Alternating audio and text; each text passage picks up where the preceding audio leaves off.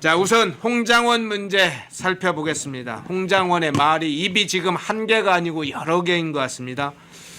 12월 6일 날 입이 열리기 시작한 것으로부터 지금 한 70일, 80일 정도 지나가고 있는데 말이 하나의 사건과 하나의 장소조차도 하나의 말로 끝나지 않네요. 계속 말이 바뀌네요. 그러니까 결국은 물증을 통해서 확인이 돼요. CCTV를 통해서 그의 행적과 그의 말들이 어디까지 사실이고 어디까지 거짓인가가 가려지고 있는데요. 홍정원 국정원 1차장 계엄 당일 행적, 우선 국정원 CCTV 분석 기록이 확인되면서 하나하나 낱낱이 파헤치고 있습니다.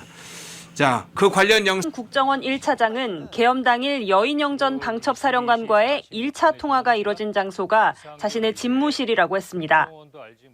22시 46분에 공간에서 통화한다고 했는데 그때 집무실에서 통화했습니다. 하지만 국정원이 확인한 CCTV 기록에선 홍 전 차장이 1차 통화 3분 전인 10시 43분 이미 집무실을 나가 국정원장 공관 쪽으로 향하는 모습이 포착됐습니다.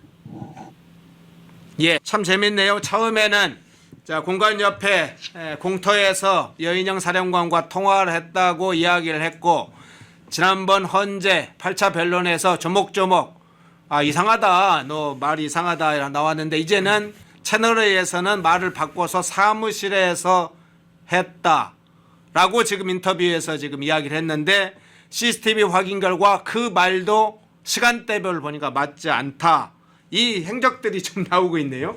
이게 보면 거짓말을 하면 계속 거짓말을 할 수밖에 없습니다. 그런데 이 홍장원 전 1차장의 얘기 실은 그제 채널A에서 이제 출연을 해서 얘기 본인이 했거든요.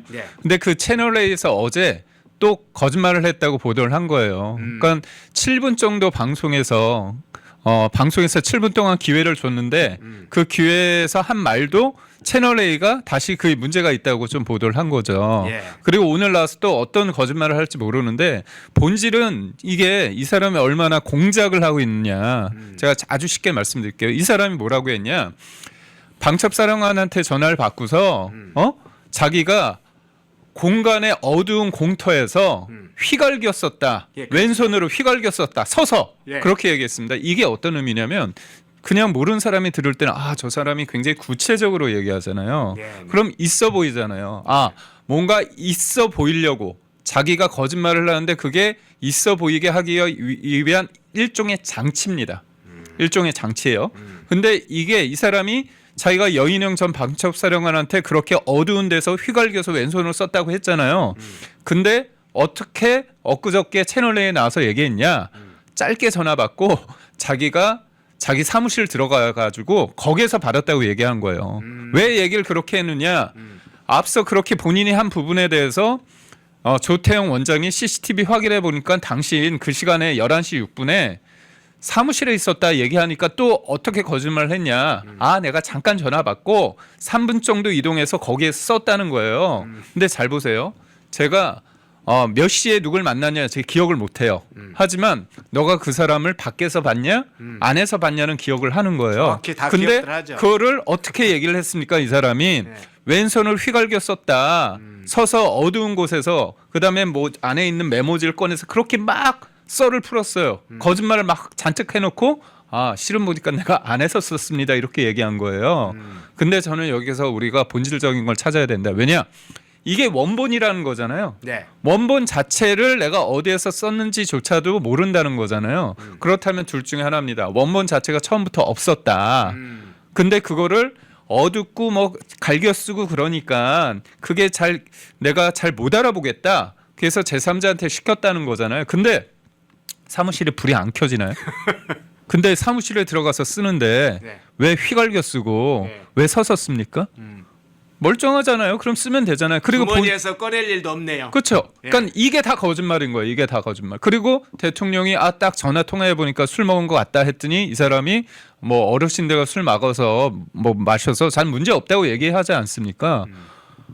아니 저도 이제 20년 가까이 기자 생활을 했지만 진짜 중요한 내용이잖아요. 이른바 본인의 본인이 말하는 것처럼 살생부라고 생각한다면 그 중요한 거를 왜 구겨서 버리며 그거를 썼다는 장소가 외부에서 어두컴컴해서 휘갈겨서 자기가 몰라서 제3자한테 시켰다고 하는데 알고 보니까 안에서 불이 훤한 사무실에서 왜 서서 하며 불을 끄고 썼는지 모르지만 그걸 또 휘갈겨 써가지고 몰라봐서 제3자한테 시켰다?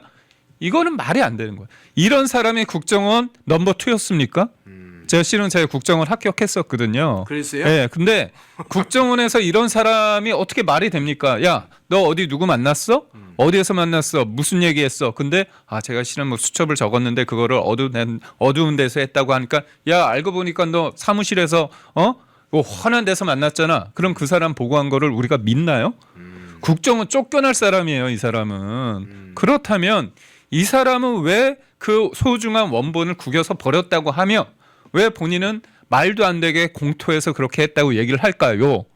그건 뭐냐면 원본 자체부터가 본인의 어떻게 보면 거짓말일 수 있다.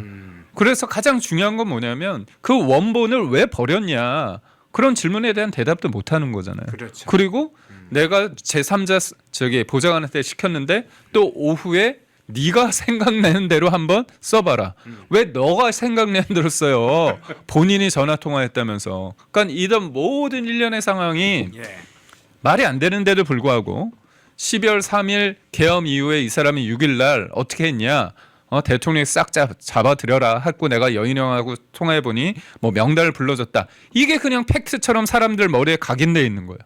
이런 걸 통해 가지고 광풍이 불었고 내란 프레임이 사람들이 그냥 넘어간 거 아닙니까? 누구는 이제 부안해동해 가지고 투표도 하고 막 그런 거잖아요.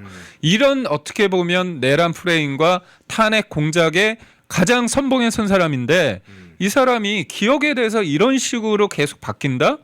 즉시 체포해야 되죠. 즉시 체포해야 됩니다. 네.